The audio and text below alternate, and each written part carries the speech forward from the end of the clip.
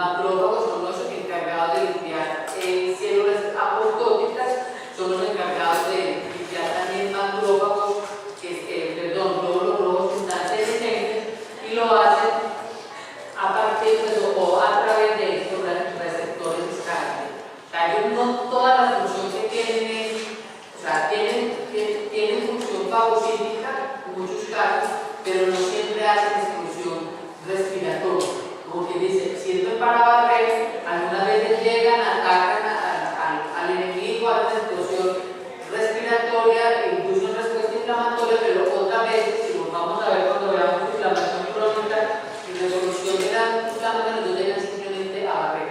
Calladita la boca, va, sin necesidad de hacer una disfunción respiratoria, y se llama fagocitosis no logística. O sea, lo que hacen ahí es como calladito limpio. También, cuando ustedes vieron complementos, se acuerdan que vieron opsoninas. C3-4 que no tenían opsoninas, que iban a opsonizar, ¿sí? Microelementos extracelulares, y que eso servía, y era una forma de amplificar la respuesta inmune. Pero resulta que los macrófagos tienen receptores para estos fragmentos del complemento. Entonces tenemos una bacteria opsonizada por los factores del complemento y unos macrófagos que tienen receptores para esos factores. Entonces es una forma de facilitar la fagocitosis. Lo mismo que ocurre con los fragmentos FC para las inmunoglobulinas. El macrófago tiene receptores para el fragmento FC R1, R2A, R3B, y entonces con esto están captando también microorganismos o células, también pueden ser células que están siendo opsonizadas por las inmunoglobulinas. Como ustedes vieron anticuerpos, vieron que uno de los mecanismos efectores de los anticuerpos era servir como opsoninas. ¿Opsoninas para qué? Para que lleguen las células que tienen receptores para esos fragmentos FC y desencadenar diferentes mecanismos. En este caso, el macrófago puede inducir fagocitosis o puede inducir citotoxicidad celular dependiente de anticuerpos, y en las células NK, lo vamos a ver ahora, induce citotoxicidad celular dependiente de anticuerpos, formando una señal intracelular para activar la célula NK. Entonces tiene estos otros receptores. Tiene también receptor para interferón gamma, tiene receptores para factores quimiotácticos, fundamentalmente interleuquina 8 y C5A, y tiene los receptores TOX, que ustedes ya lo vieron muy bien. Entonces, a través de los receptores TOX también pueden identificar el microorganismo y proceder a activarse. Un ejemplo en tuberculosis. Entonces, en el micobacterio tuberculosis puede entonces el macrófago tener receptores de lipoproteína, receptores de manosa, receptores de complemento, y así facilitar la fagocitosis de la micobacteria. Pero también puede, a través de diferentes antígenos que tienen la micobacteria, ustedes ya ven la micobacteria y bacterias. Entonces van a ver que la lipoproteína es reconocida por este complejo TLR2 CD14, que el lipoarabinomanal es reconocido por el TLR4, y también puede reconocer a través del TLR9 ADN. Entonces, todo esto son señalizaciones que ustedes ya vieron también cuando vieron inmunidad innata, que lleva entonces finalmente a desencadenar una respuesta inflamatoria. Entonces, simplemente para que vean que esos receptores no son de adorno, de que son cosas cansonas para que se aprendan, sino que al menos entiendan que en la inmunidad innata entonces hay receptores que sirven para reconocer diferentes microorganismos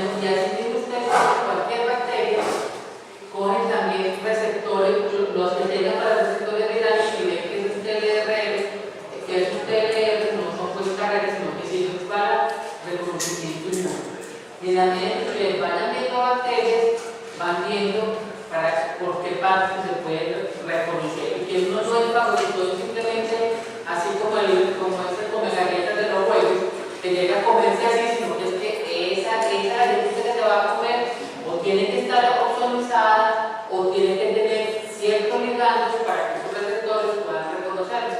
Que no es simplemente que el macrófago llega como lo vemos ahora comiendo, entonces lo está recibiendo por ahí. ¿Sí? Los macrófagos también tienen otra cosa que es muy interesante y muy bonita, y es que no todos los macrófagos son iguales. Y resulta que hay una cosa que se llama activación alternativa de los macrófagos. Y así como ustedes vieron que había CD4 y CD8 y que había linfocitos en TH1, TH17, los macrófagos también tienen su gracia. Y resulta que tenemos macrófagos, se puede de la manera simple M1 y M2, pero ahí también ya quienes clasifican M3. Pero nos vamos a concentrar en estos dos. Hemos venido hablando del macrófago efector, el macrófago es el guapo pues, que llega a atacar y a destruir. Entonces tenemos unos macrófagos activados por diferentes factores. Yo les dije ahora que el macrófago producía óxido nítrico. Ese óxido nítrico lo produce a partir de la arginina por activación de la óxido nítrico sintetasa inducida por la respuesta inflamatoria.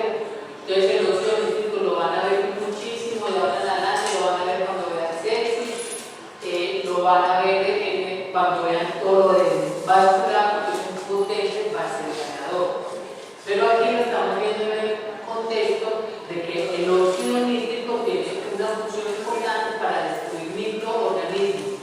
No es solo directamente, sino asociándose a otros radicales. Entonces tenemos aquí, digamos, el macrófago activado por la vía, pues el macrófago M1, activado entonces por interferón gamma TMP alfa, un macrófago que produce citoquinas proinflamatorias.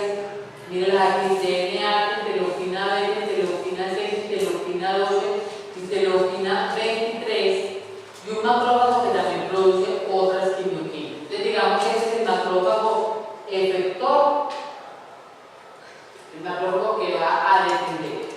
Pero resulta que hay otra clase de macrófago que se llama un macrófago activado por la vía alternativa y se llaman macrófagos L2. Resulta que ellos, a partir de la arginina, ¿sí?, ellos no activan la óxido nítrico sintetasa, sino que activan arginasa 1. Y a partir de la misma arginina producen otros péptidos que tienen otra función muy distinta a la del óxido nítrico. Entonces, estos son macrófagos que producen citoquinas antiinflamatorias como la interleuquina 10, producen factores proangiogénicos, producen metaloproteinasas.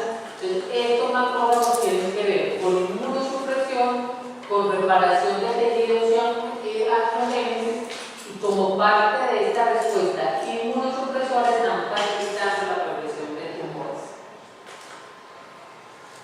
Entonces, miren, mientras había estas citoquinas que llevaban a los macrófagos en ese microambiente a volverse en M1, hay otros como la interleuquina 4, la interleuquina 13 y TGF-beta que lleva a estos macrófagos a volverse estos macrófagos, digamos, antiinflamatorios, digamos, inmunosupresores y digamos que colaboran en la reparación tisular.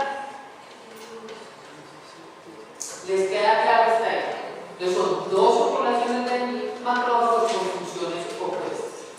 En el artículo que les voy a mandar para que lean también menciono los macrófagos N3, pero nos vamos a centrar fundamentalmente en estos dos. Entonces, para que no crean que todos los macrófagos producen óxido nítrico, que todos los macrófagos son efectores, que todos son estimulados por interferón gamma, sino que hay otros macrófagos, y miren ustedes que interleuquina 4, interleuquina 13 hacen parte de la respuesta TH2.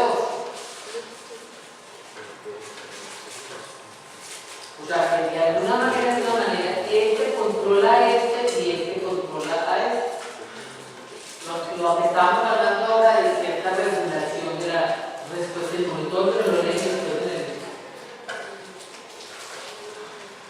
aquí resumiendo, lo mismo que ya les dije. A partir de la L-arginina no producen óxido nítrico, sino que producen otras sustancias, ¿sí?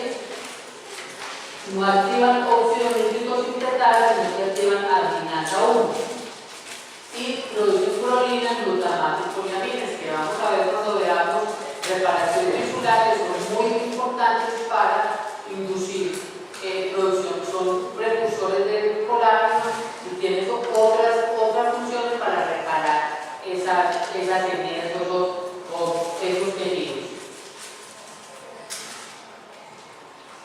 O sea que los macrófagos activados por la vía alternativa no controlan el crecimiento de patógenos intracelulares porque no tienen por qué.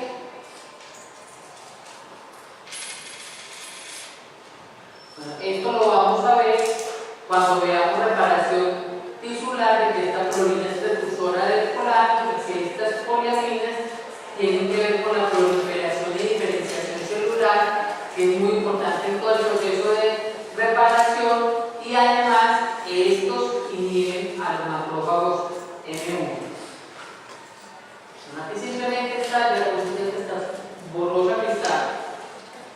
Es para resumir esta activación, o sea, cómo los monocitos se van diferenciando a macrófagos, ¿sí?